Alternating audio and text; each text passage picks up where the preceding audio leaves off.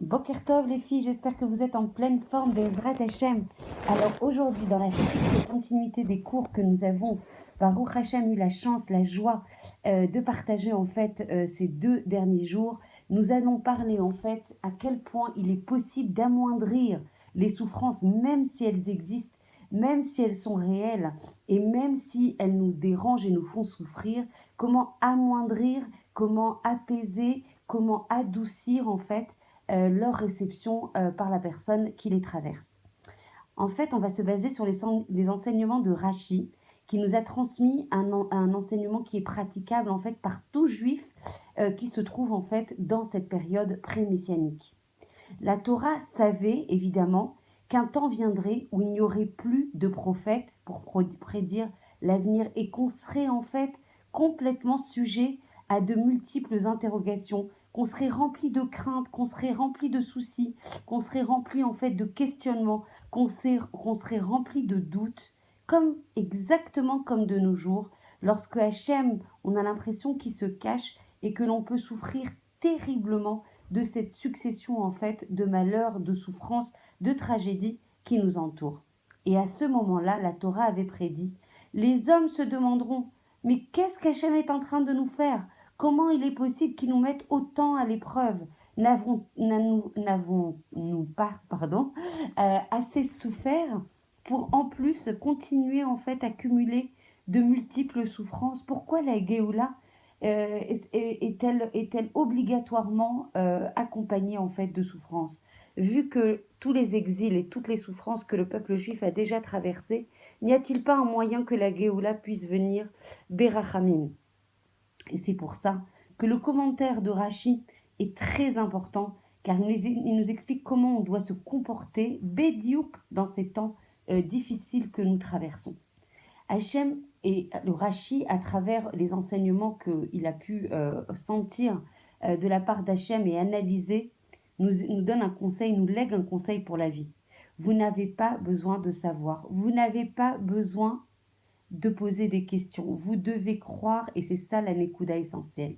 Avec une simplicité totale, avec beaucoup, beaucoup de tmimout, avec beaucoup d'innocence et rien de plus. C'est la seule chose qui va vous protéger, qui va amoindrir, même si elles sont là, les souffrances, ça ne va pas les annuler, ça va les adoucir, ça va rendre leur réceptivité beaucoup plus relative, beaucoup plus apaisée.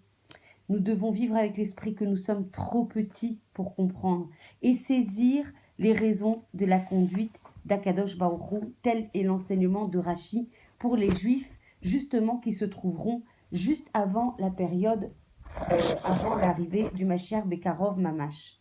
Et en fait, dès les premiers versets de la Torah, en complément de l'enseignement de Rashi, on apprend que nous sommes trop limités pour comprendre les conduites d'Akadosh Baruch Hu, les voies de conduite d'Akadosh Baruch Hu. Le texte de Bereshit, en fait, démarre au commencement, Hachem créa le ciel et la terre.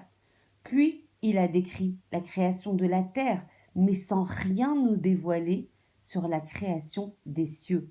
Ceci nous apprend en fait que les calculs du ciel ne sont absolument pas à la portée, à notre portée.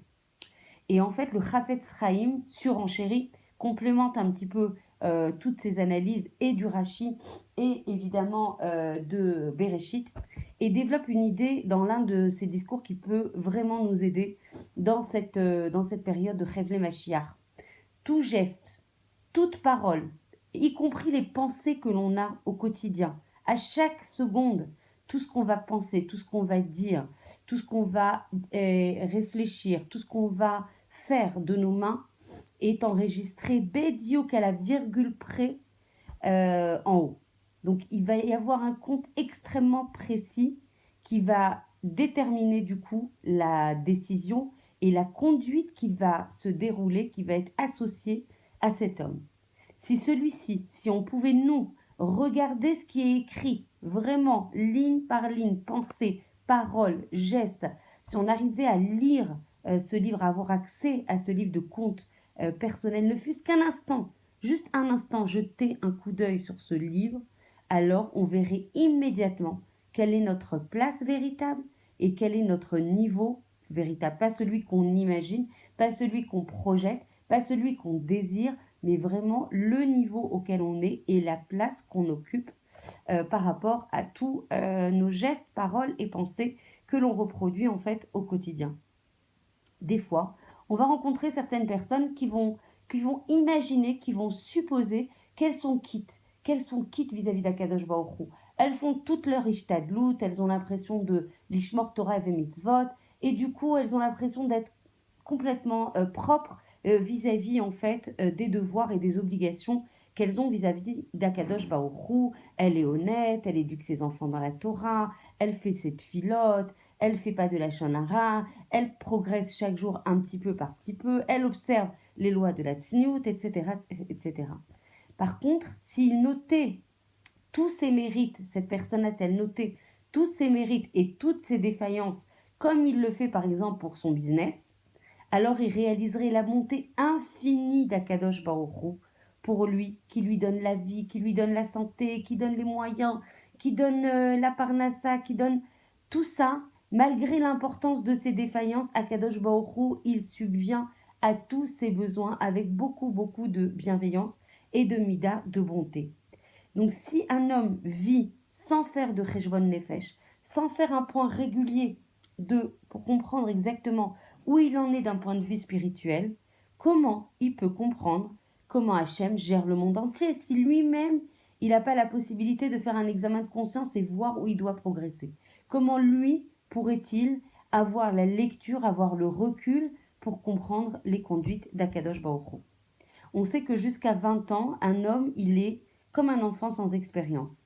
Et après 60 ans, il est déjà vieux et il approche de l'âge en général, au moins maintenant, mais où il se retire en fait des affaires. Cela signifie que c'est seulement pendant 40 ans où il est au courant réellement de ce qui se passe dans le monde. Alors comment lui, il pourrait juger alors qu'il a que 40 ans réels, où il est vraiment dans les asakim et dans le monde concret, où il a accès au monde, comment il pourrait juger lui, qui est limité à 40 ans, il pourrait juger Hachem, qui lui est éternel. Et je vais finir en fait par une petite histoire du Ravetz Chaim, qui décrivait ceci d'une manière extrêmement imagée. Il y avait un petit voyageur de passage dans une petite ville très lointaine qui s'est rendu en fait un Shabbat matin à la synagogue. Et quand il est arrivé le moment de distribuer les aliyot à la Torah et de désigner ceux qui allaient monter à la Torah, alors il s'est étonné de la façon dont le gabaï il procédait. Il ne comprenait pas comment il pouvait procéder comme ça. Ça lui paraissait hyper désordonné, ça lui paraissait sans cédère et de manière très injuste. Il y a un homme qui a été appelé en premier, alors que le rave de la synagogue n'a obtenu que la troisième montée. Et d'autres n'ont même pas été appelés, alors qu'ils semblaient être des talmidei rachamim, et des gens prestigieux, et des gens importants, alors qu'il y a des gens simples qui ont été honorés et qui ont pu être appelés à la Torah. Mais il était stupéfait, le voyageur, il était super surpris de la façon de procéder du gabaï. Et à la fin de l'office, il est allé le rencontrer et lui dire « Mais je n'ai pas compris du tout votre façon de distribuer les montées à la Torah. Ça avait l'air mais complètement injuste et désordonné. » Et le gabaï lui a répondu alors « Vous n'êtes ici qu'un invité de passage, alors laissez-moi vous expliquer ce qui s'est passé. Le jeune homme qui est monté en premier est un Cohen. Et comme il avait besoin de réciter la bénédiction de Hagomel, alors je l'ai choisi parmi les autres Kohanim. Cet autre-là qui est passé juste après lui vient d'avoir un garçon. Et en plus, il devait faire la haskara d'un proche.